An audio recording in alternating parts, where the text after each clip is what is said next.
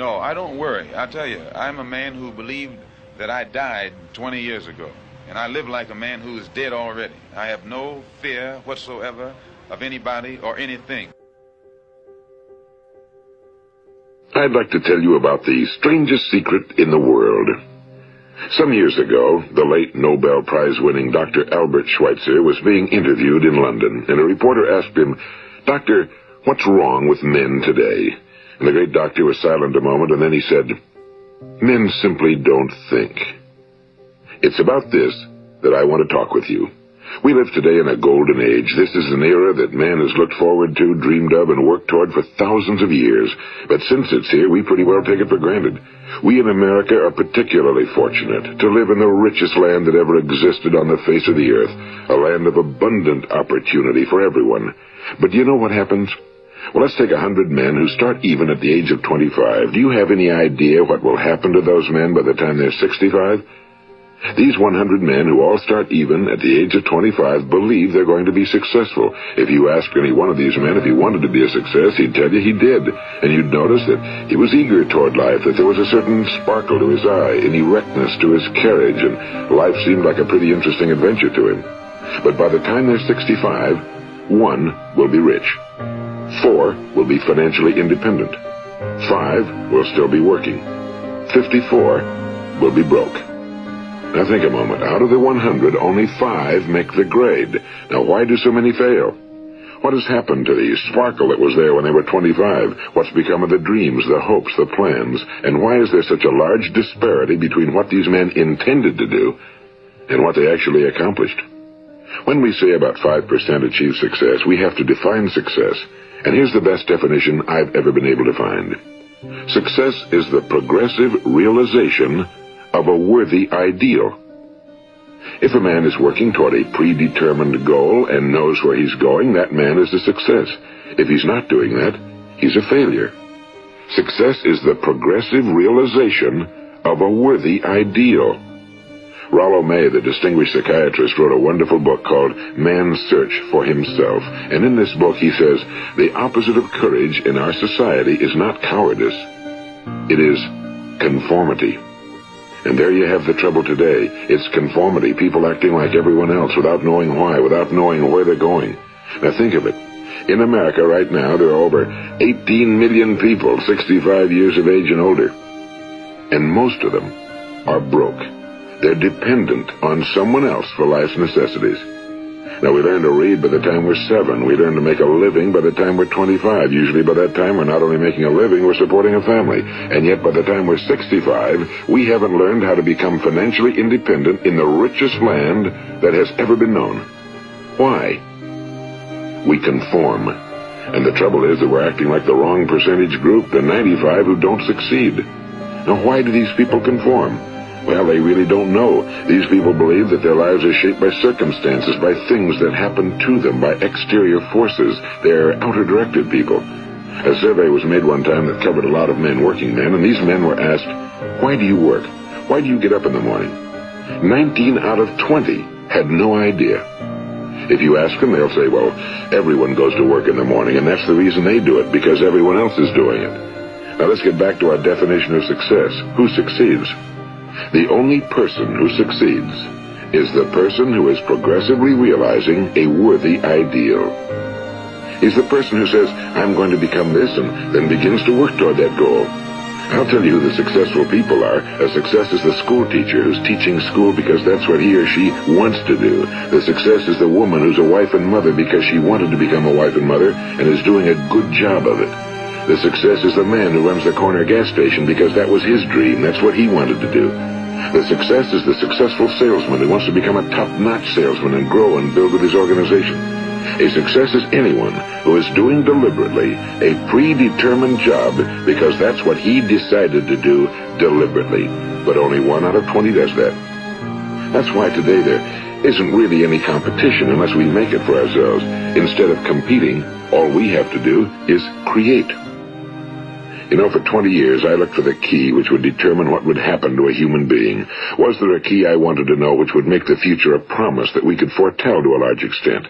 Was there a key that would guarantee a person's becoming successful if he only knew about it and knew how to use it? Well, there is such a key, and I've found it. Have you ever wondered why so many men work so hard and honestly without ever achieving anything in particular, and others don't seem to work hard and yet seem to get everything? They seem to have the magic touch. You've heard them say that about someone. Everything he touches turns to gold. And have you ever noticed that a man who becomes successful tends to continue to become successful? And on the other hand, have you noticed how a man who's a failure tends to continue to fail? Well, it's because of goals. Some of us have goals, some don't. People with goals succeed because they know where they're going. It's that simple. Think of a ship leaving a harbor, and think of it with the complete voyage mapped out and planned. The captain and crew know exactly where it's going and how long it'll take. It has a definite goal. Now, 9,999 times out of 10,000, it will get to where it started out to get. Now, let's take another ship, just like the first, only let's not put a crew on it or a captain at the helm. Let's give it no aiming point, no goal, no destination. We just start the engines and let it go. I think you'll agree with me that if it gets out of the harbor at all, it will either sink or wind up on some deserted beach, a derelict. It can't go anyplace because it has no destination and no guidance, and it's the same with a human being. Take the salesman, for example. There's no other person in the world today with the future of a good salesman. Selling is the world's highest paid profession, if we're good at it and if we know where we're going. Every company needs top-notch salesmen, and they reward those men. The sky's the limit for them. But how many can you find? Someone once said the human race is fixed, not to prevent the strong from winning, but to prevent the weak from losing. The American economy today can be likened to a convoy in time of war. The entire economy is slowed down to protect its weakest link, just as the convoy had to go at the speed that would permit its slowest vessel to remain in formation. That's why it's so easy to make a living today. It takes no particular brains or talent to make a living and support a family today. So we have a plateau of so-called security, if that's what a person's looking for. But we do have to decide how high above this plateau we want to aim. Now let's get back to the strangest secret in the world, the story that I wanted to tell you today. Why do men with goals succeed in life and men without them fail? Well, let me tell you something which, if you really understand it, will alter your life immediately. If you understand completely what I'm going to tell you from this moment on, your life will never be the same again. You will suddenly find that good luck just seems to be attracted to you. The things you want just seem to fall in line, and from now on you won't have the problems, the worries, the gnawing lump of anxiety that perhaps you've experienced before. Doubt, fear, well, they'll be things of the past. Here's the key to success and the key to failure. We become what we think about. Now let me say that again. We become what we think about. Throughout all history, the great wise men and teachers, philosophers and prophets have disagreed with one another on many different things. It's only on this one point that they are in complete and unanimous agreement. Listen to what Marcus Aurelius, the great Roman emperor, said. A man's life is what his thoughts make of it. Disraeli said this: everything comes if a man will only wait. I've brought myself by long meditation to the conviction that a human being with a settled purpose must accomplish it, and that nothing can resist a will that will stake even existence for its fulfillment. Ralph Waldo Emerson said this: a man is what he thinks about all day long. William James said, the greatest discovery of my generation is that human beings can alter their lives by altering their attitudes of mind. And he also said, we need only in cold blood act as if the thing in question were real, and it will become infallibly real by growing into such a connection with our life that it will become real. It will become so knit with habit and emotion that our interest in it will be those which characterize belief. He also said, if you only care enough for a result, you will almost certainly attain it. If you wish to be rich, you will be rich. If you wish to be learned, you will be learned. If you wish to be good, you will be good. Only you must then really wish these things, and wish them exclusively, and not wish at the same time 100 other incompatible things just as strongly. In the Bible you read in Mark 9:23, if thou canst believe, all things are possible to him that believeth. My old friend Dr. Norman Vincent Peale put it this way: this is one of the greatest laws in the universe. Fervently do I wish I had discovered it as a very young man. It dawned upon me much later in life, and I found it to be one of the greatest, if not my greatest discovery outside of my relationship to God. The great law, briefly and simply stated, is that if you think in negative terms, you will get negative results. If you think in positive terms, you will achieve positive results. That is the simple fact, he went on to say, which is at the basis of an astonishing law of prosperity and success. In 3 words, believe and succeed. William Shakespeare put it this way: our doubts are traitors and make us lose the good we oft might win by fearing to attempt. George Bernard Shaw said, people are always blaming their circumstances for what they are. I don't believe in circumstances. The people who get on in this world are the people who get up and look for the circumstances they want, and if they can't find them, make them. Well, it's pretty apparent, isn't it? And every person who discovered this for a while believed that he was the first one to work it out. We become what we think about. Now, it stands to reason that a person who's thinking about a concrete and worthwhile goal is going to reach it, because that's what he's thinking about, and we become what we think about. Conversely, the man who has no goal, who doesn't know where he's going, and whose thoughts must therefore be thoughts of confusion and anxiety and fear and worry, becomes what he thinks about.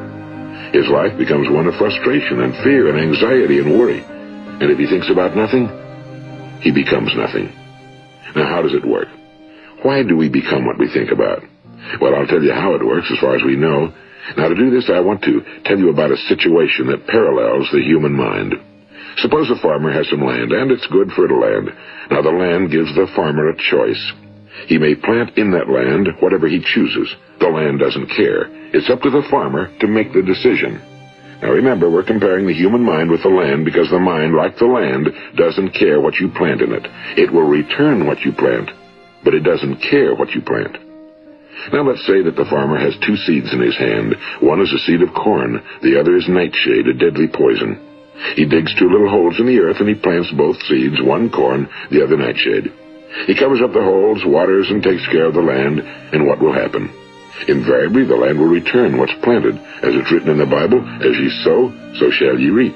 Now remember, the land doesn't care. It'll return poison in just as wonderful abundance as it will corn. So up come the 2 plants, one corn, one poison. Now, the human mind is far more fertile, far more incredible and mysterious than the land, but it works the same way. It doesn't care what we plant. Success, failure. A concrete, worthwhile goal, or confusion. Misunderstanding, fear, anxiety, and so on. But what we plant, it must return to us. You see, the human mind is the last great unexplored continent on Earth. It contains riches beyond our wildest dreams. It will return anything we want to plant. Now, you might say, well, if that's true, why don't people use their minds more? Well, I think they figured out an answer to that one, too. Our mind comes as standard equipment at birth. It's free, and things that are given to us for nothing we place little value on. Things that we pay money for, we value. The paradox is that exactly the reverse is true. Everything that's really worthwhile in life came to us free. Our minds, our souls, our bodies, our hopes, our dreams, our ambitions, our intelligence, our love of family and children and friends and country, all these priceless possessions are free. But the things that cost us money are actually very cheap and can be replaced at any time. A good man can be completely wiped out and make another fortune. He can do that several times. Even if our home burns down, we can rebuild it. But the things we got for nothing, we can never replace. The human mind isn't used because we take it for granted. Familiarity breeds contempt. It can do any kind of job we assign to it, but generally speaking, we use it for little jobs instead of big, important ones. Universities have proved that most of us are operating on about 10% or less of our abilities. So decide now, what is it you want? Plant your goal in your mind. It's the most important decision you ever make in your entire life. What is it you want? Do you want to be an outstanding salesman? A better worker at your particular job? Do you want to go places in your company? In your community? Do you want to get rich? All you've got to do is plant that seed in your mind, care for it, work steadily toward your goal, and it will become a reality. It not only will, there's no way that it cannot.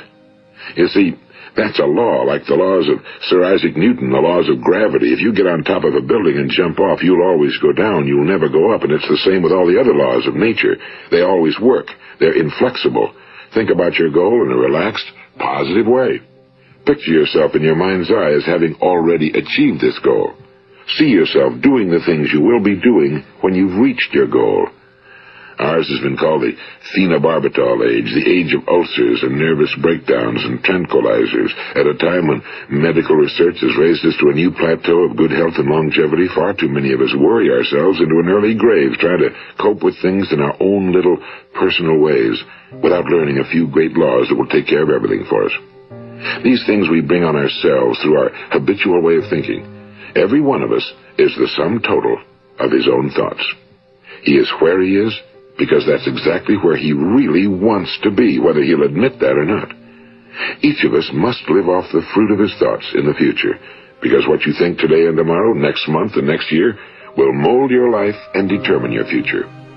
You're guided by your mind. I remember one time I was driving through eastern Arizona, and I saw one of those giant earth-moving machines roaring along the road at about 35 miles an hour with what looked like 30 tons of dirt in it. A tremendous, incredible machine. And there was a little man perched way up on top with the wheel in his hands guiding it. And as I drove along, I was struck by the similarity of that machine to the human mind.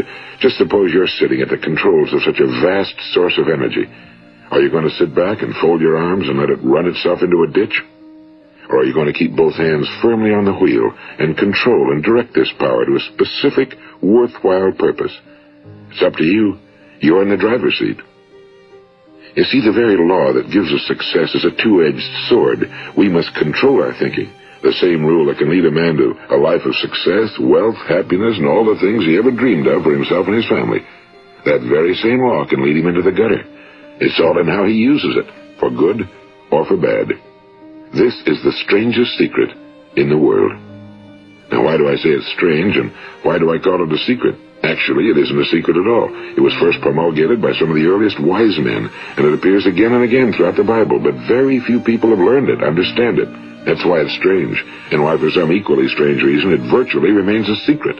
I believe that you could go out and walk down the main street of your town and ask one man after another what the secret of success is, and you probably wouldn't run into one man in a month who could tell you. Now, this information is enormously valuable to us if we really understand it and apply it. It's valuable to us not only for our own lives, but the lives of those around us, our families, employees, associates, and friends.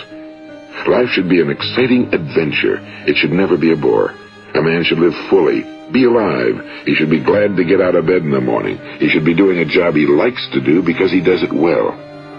One time I heard Grove Patterson, the great late editor-in-chief of the Toledo Daily Blade, make a speech, and as he concluded his speech, he said something I've never forgotten. He said, "My years in the newspaper business have convinced me of several things. Among them, that people are basically good, and that we came from someplace, and we're going someplace. So we should make our time here an exciting adventure. The architect of the universe didn't build a stairway leading nowhere." And the greatest teacher of all, the carpenter from the plains of Galilee, gave us the secret time and time again. As ye believe, so shall it be done unto you. I've explained the strangest secret in the world and how it works. Now, on this side, I want to explain how you can prove to yourself the enormous returns possible in your own life by putting this secret to a practical test. I want you to make a test that will last 30 days. It isn't going to be easy, but if you'll give it a good try, it will completely change your life for the better. Now, back in the 17th century, Sir Isaac Newton, the English mathematician and natural philosopher, gave us the natural laws of physics, which apply as much to human beings as they do to the movement of bodies in the universe. And one of these laws is that for every action, there is an equal and opposite reaction. Simply stated, as it applies to you and me, it means we can achieve nothing without paying the price. The results of your 30-day experiment will be in direct proportion to the effort you put forth. To be a doctor, you must pay the price of long years of difficult study. To be successful in selling, and remember that each of us succeeds to the extent of his ability to sell. Selling our families on our ideas, selling education in schools, selling our children on the advantages of living the good and honest life, selling our associates and employees on the importance of being exceptional people. To, of course, the profession of selling itself. But to be successful in selling our way to the good life, we must be willing to pay the price. Now, what is that price? Well, it's many things. First, it's understanding emotionally, as well as intellectually, that we literally become what we think about, that we must control our thoughts if we're to control our lives. It's understanding fully that as ye sow, so shall ye reap.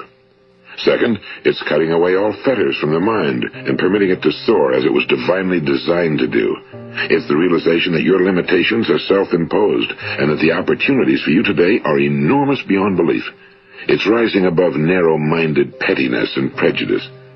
And third, it's using all your courage to force yourself to think positively on your own problem, to set a definite and clearly defined goal for yourself, to let your marvelous mind think about your goal from all possible angles, to let your imagination speculate freely upon many different possible solutions, to refuse to believe that there are any circumstances sufficiently strong to defeat you in the accomplishment of your purpose, to act promptly and decisively when your course is clear, and to keep constantly aware of the fact that you are, at this moment, standing in the middle of your own acres of diamonds, as Russell Conwell used to point out. And fourth, save at least 10% of every dollar you earn.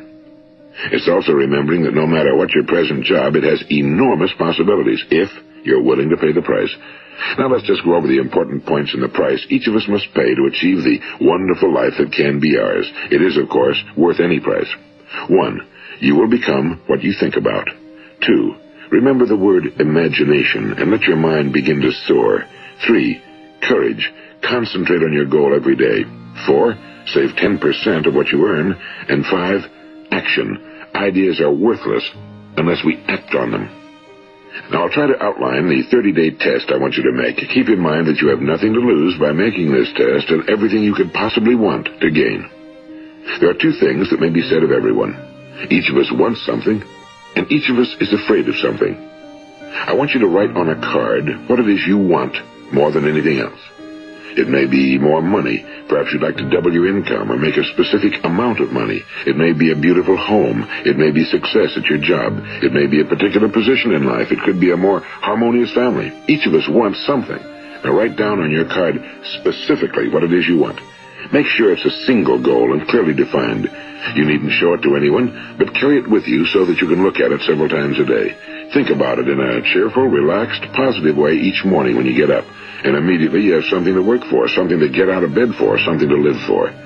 Look at it every chance you get during the day and just before going to bed at night. And as you look at it, remember that you must become what you think about, and since you're thinking about your goal, you realize that soon it will be yours. In fact, it's yours really the moment you write it down and begin to think about it. Look at the abundance all around you as you go about your daily business. You have as much right to this abundance as any other living creature. It's yours for the asking.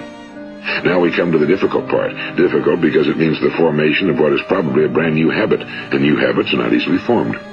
Once formed, however, it will follow you for the rest of your life. Stop thinking about what it is you fear. Each time a fearful or negative thought comes into your consciousness, replace it with a mental picture of your positive and worthwhile goal. And there'll come times when you'll feel like giving up. It's easier for a human being to think negatively than positively. That's why only 5% are successful. You must begin now to place yourself in that group. For 30 days, you must take control of your mind. It will think about only what you permit it to think about. Each day for this 30-day test, do more than you have to do. In addition to maintaining a cheerful, positive outlook, give of yourself more than you've ever done before. Do this knowing that your returns in life must be in direct proportion to what you give. The moment you decide on a goal to work toward, you're immediately a successful person. You are then in that rare and successful category of people who know where they're going. Out of every 100 people, you belong to the top 5. Don't concern yourself too much with how you're going to achieve your goal. Leave that completely to a power greater than yourself. All you have to do is know where you're going. The answers will come to you of their own accord and at the right time. Remember these words from the Sermon on the Mount, and remember them well. Keep them constantly before you this month of your test. Ask, and it shall be given you. Seek, and ye shall find. Knock, and it shall be opened unto you. For every one that asketh receiveth, and he that seeketh findeth, and to him that knocketh it shall be opened. It's as marvelous and as simple as that. In fact, it's so simple that in our seemingly complicated world, it's difficult for an adult to understand that all he needs is a purpose and faith. For 30 days, Do your very best. If you're a salesman, go at it as you've never done before, not in a hectic fashion, but with the calm, cheerful assurance that time well spent will give you the abundance in return you deserve and want. If you're a homemaker, devote your 30-day test to completely giving of yourself without thinking about receiving anything in return, and you'll be amazed at the difference it makes in your life. No matter what your job, do it as you've never done it before for 30 days. And if you've kept your goal before you every day, you'll wonder and marvel at this new life you've found. Dorothea Brand, the outstanding editor and writer, discovered it for herself and tells about it in her fine book, Wake Up and Live. Her entire philosophy is reduced to the words, act as though it were impossible to fail. She made her own test with sincerity and faith, and her entire life was changed to one of overwhelming success. Now, you make your test for 30 full days. Don't start your test until you've made up your mind to stick with it. You see, by being persistent, you're demonstrating faith. Persistence is simply another word for faith. If you didn't have faith, you'd never persist. If you should fail during your first 30 days, by that I mean suddenly find yourself overwhelmed by negative thoughts, you've got to start over again from that point and go 30 more days. Gradually, your new habit will form until you find yourself one of that wonderful minority to whom virtually nothing is impossible. And don't forget the card. It's vitally important as you begin this new way of living. On one side of the card, write your goal, whatever it may be. On the other side, write the words we've quoted from the Sermon on the Mount. Ask, and it shall be given you. Seek, and ye shall find. Knock, and it shall be opened unto you. Nothing great was ever accomplished without inspiration. See that during these crucial first 30 days, your own inspiration is kept at a peak. And above all, don't worry. Worry brings fear, and fear is crippling. The only thing that can cause you to worry during your test is trying to do it all yourself. Know that all you have to do is hold your goal before you. Everything else will take care of itself. Remember also to keep calm and cheerful. Don't let petty things annoy you and get you off course. Now, since making this test is difficult, some will say, why should I bother? Well, look at the alternative. No one wants to be a failure. No one really wants to be a mediocre individual. No one wants a life constantly filled with worry and fear and frustration. Therefore, remember that you must reap that which you sow. If you sow negative thoughts, your life will be filled with negative things. If you sow positive thoughts, your life will be cheerful, successful, and positive. Now, gradually, you will have a tendency to forget what you've heard on this recording. Play it often. Keep reminding yourself of what you must do to form this new habit. Gather your whole family around at regular intervals and listen to what's been said here. You know, most men will tell you that they want to make money without understanding the law. The only people who make money work in a mint. The rest of us must earn money. This is what causes those who keep looking for something for nothing or a free ride to fail in life. The only way to earn money is by providing people with services or products which are needed and useful. We exchange our time and our product or service for the other man's money. Therefore, the law is that our financial return will be in direct proportion to our service. Now, success is not the result of making money. Making money is the result of success, and success is in direct proportion to our service. Most people have this law backwards. They believe that you're successful if you earn a lot of money. The truth is that you can only earn money after you're successful. It's like the story of the man who sat in front of the stove and said to it, give me heat, and then I'll add the wood. How many men and women do you know, or do you suppose there are today, who take the same attitude toward life? There are millions. We've got to put the fuel in before we can expect heat.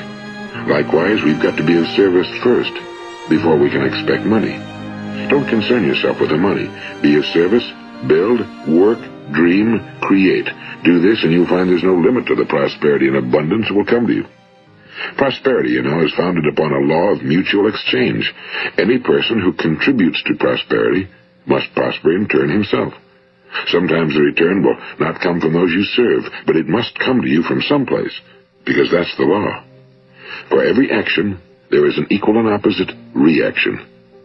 As you go daily through your 30-day test period, remember that your success will always be measured by the quality and quantity of service you render, and money is a yardstick for measuring this service. No man can get rich himself unless he enriches others. Now, there are no exceptions to a law. You can drive down any street in America and from your car estimate the service that's being rendered by the people living on that street. Had you ever thought of this yardstick before? It's interesting. Some, like ministers and priests and other devoted people, measure their returns in the realm of the spiritual, but again, their returns are equal to their service. Once this law is fully understood, any thinking person can tell his own fortune. If he wants more, he must be of more service to those from whom he receives his return. If he wants less, he has only to reduce his service. This is the price you must pay for what you want. If you believe you can enrich yourself by deluding others, you can end only by deluding yourself. It may take some time, but just as surely as you breathe, you'll get back what you put out. Don't ever make the mistake of thinking you can avert this. It's impossible. The prisons and the streets where the lonely walk are filled with people who tried to make new laws just for themselves. We may avoid the laws of man for a while, but there are greater laws that cannot be broken. An outstanding medical doctor recently pointed out 6 steps that will help you realize success. 1. Set yourself a definite goal. 2. Quit running yourself down. 3. Stop thinking of all the reasons why you cannot be successful and instead think of all the reasons why you can. 4. Trace your attitudes back through your childhood and try to discover where you first got the idea you couldn't be successful, if that's the way you've been thinking. 5. Change the image you have of yourself by writing out a description of the person you would like to be. And 6. Act the part of the successful person you have decided to become. The doctor who wrote those words is a noted West Coast psychiatrist, Dr. David Harold Fink. Do what the experts since the dawn of recorded history have told you you must do. Pay the price by becoming the person you want to become. It's not nearly as difficult as living unsuccessfully. Make your 30-day test, then repeat it again, and each time it will become more a part of you until you'll wonder how you could ever have lived any other way. Live this new way and the floodgates of abundance will open and pour over you more riches than you may have dreamed existed. Money? Yes, lots of it. But what's more important, you'll have peace. You'll be in that wonderful minority who lead calm, cheerful, successful lives. Start today. You have nothing to lose, but you have a whole life to win. This is Earl Nightingale, and thank you.